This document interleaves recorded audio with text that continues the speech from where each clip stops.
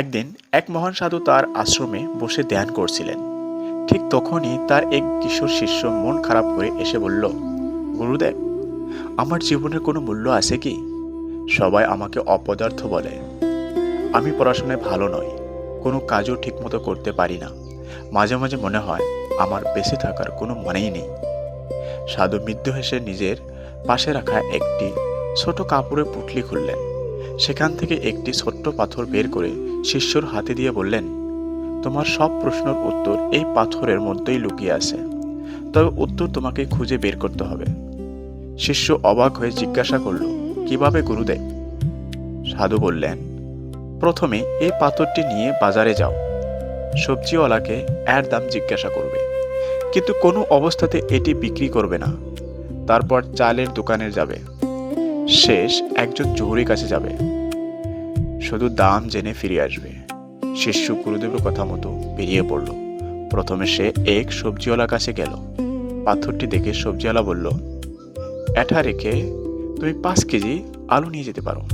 তারপর সে চালের দোকানে গেল। দোকানদার বলল, এই পাথরের বদলে আমি তোমাকে 5 বস্তা চাল দিতে পারি। শেষে সে এক জহুরির দোকানে গেল। জহুরি পাথরটি হাতে নিয়ে অনেকক্ষণ পরীক্ষা করে বিস্ময়ে বলল, এটা তো অমূল্য হীরা, আমার দোকানের সব গয়না দিলেও এর দাম শোধ হবে না। শিষ্য হতবাক হয়ে আশ্রমে ফিরে এলো এবং সব কথা গুরুদেবকে জানালো।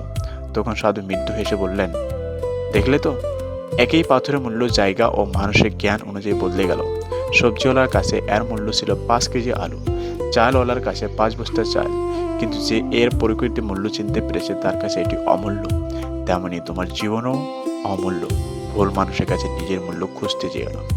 যারা তোমাকে বুঝবে না তারা তোমাকে ছোটই ভাববে, কিন্তু সঠিক জায়গায় সঠিক মানুষের মাঝে গেলে তোমার প্রকৃত মূল্য একদিন অবশ্যই প্রকাশ পাবে।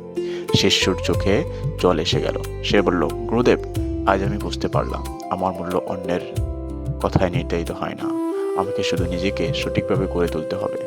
সাধু হেসে বললেন, মনে রাখো, এরা কখনো নিজের মূল্য প্রমাণ করতে চিৎকার করে না, তার যদি একদিন সবাইকে তা বুঝিয়ে দেয়।